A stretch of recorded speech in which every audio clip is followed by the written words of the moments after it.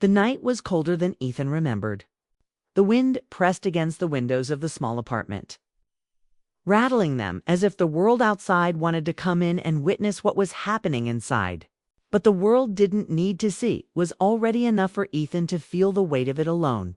He stood in the middle of the living room, his suitcase half sipped at his feet. The lamp in the corner threw soft light across the room, but it only made the shadows sharper, heavier.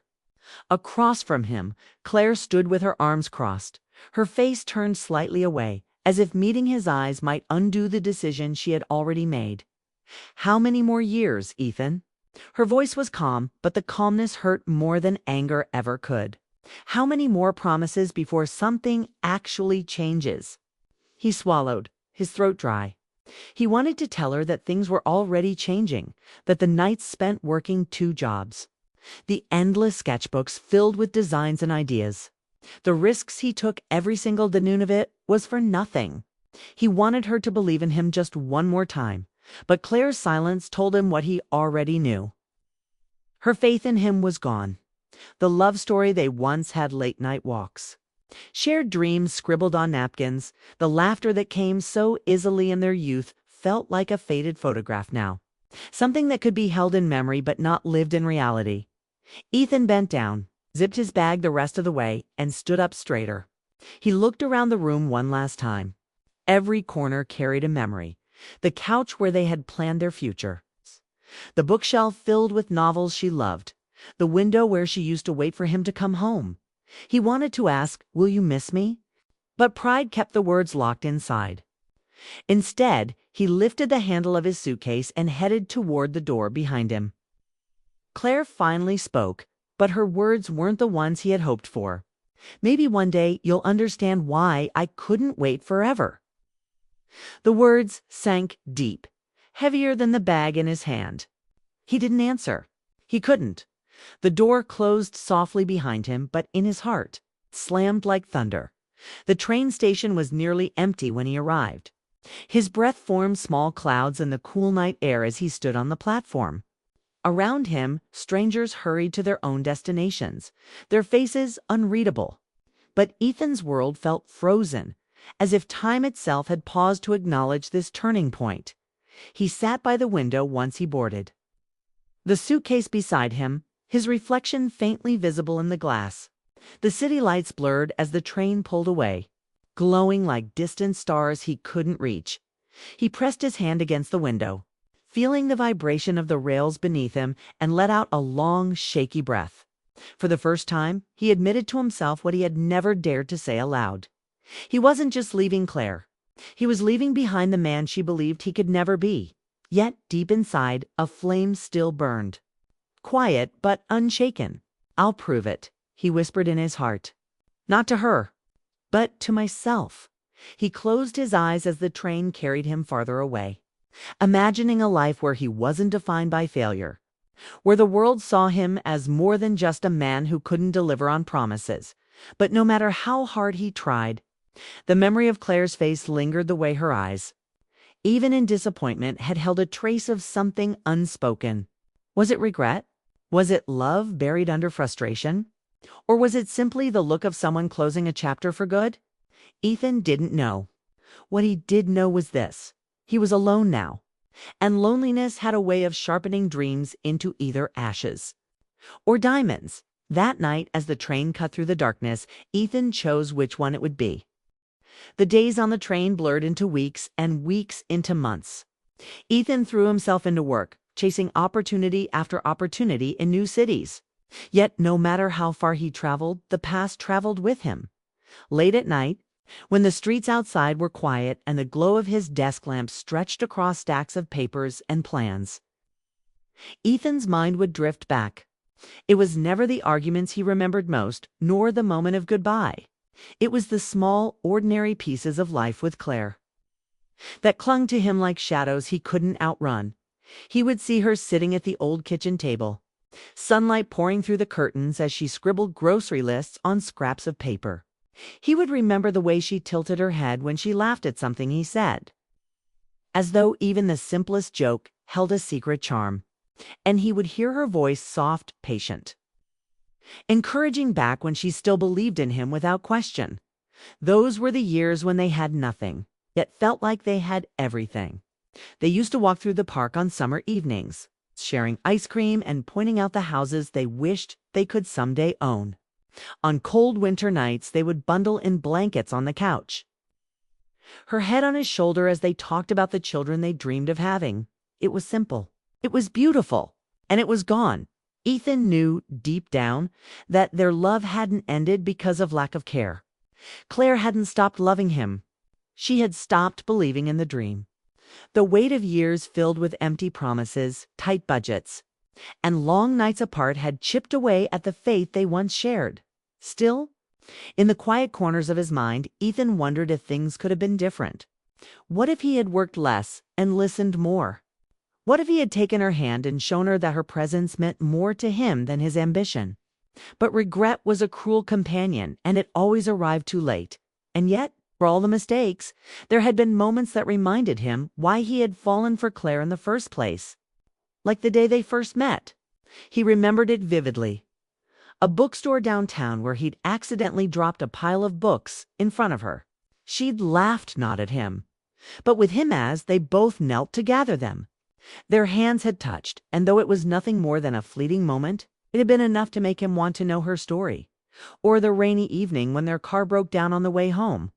Instead of panicking, Claire had started singing softly to keep them both calm. By the time the tow truck arrived, Ethan hadn't cared about the inconvenience. He had only cared about the way her voice made the storm outside feel like nothing more than background noise. These memories weren't just memories. They were reminders of a bond that had been real, powerful, and rare. And though distance now stretched between them, that bond was etched so deeply into Ethan's heart that it couldn't be erased. Still, one thought haunted him. If the love had been so strong, why hadn't it survived? The answer, though painful, was simple. Dreams and love had been pulling in opposite directions. Ethan had been chasing a future he believed would bring them happiness. But in doing so, he had left Claire feeling alone in the present. And when loneliness lingers too long, even the deepest love begins to fade. Years later, as Ethan built the foundation of his new life, he carried that lesson with him. Success without someone to share it with was empty. Achievement without presence was hollow. And so, even in moments of triumph, when contracts were signed and money flowed, Ethan would close his eyes and see Claire's face. Not the face of the woman who had told him goodbye, but the face of the girl who once sat beside him on a park bench, sharing dreams as though they had the whole world at their feet. Ethan didn't know if he would ever see her again. He didn't know if time had carried her into someone else's arms, or if she thought of him at all. But one truth stayed with him, steady as the beat of his heart. No matter how far he went, she was still the measure of everything he had lost and everything he still longed for. Years had passed, yet Ethan often felt as though no time had passed at all. His hair was a little grayer at the temples, his voice steadier with age. And his business had turned him into a man respected by many. From the outside, he appeared fulfilled. But inside, a quiet ache remained. Success had given him comfort, but it hadn't given him peace. It hadn't filled the empty space where laughter once lived, or eased the weight of nights spent wondering what might have been. Then, one crisp autumn morning, something happened that Ethan could only describe as fate. He was in his hometown for the first time in years, invited to speak at a community event about perseverance and building a life from humble beginnings. It wasn't easy to return. Every street corner seemed to whisper memories, but he told himself he was strong enough now to face it. After his speech, he wandered into the town square. The trees lining the sidewalks had turned golden, their leaves drifting down like confetti, painting the streets in shades of memory. That was when he heard her voice. He stopped in his tracks. At first, he thought it was a trick of his imagination. But as he turned, his heart gave a painful, hopeful jolt.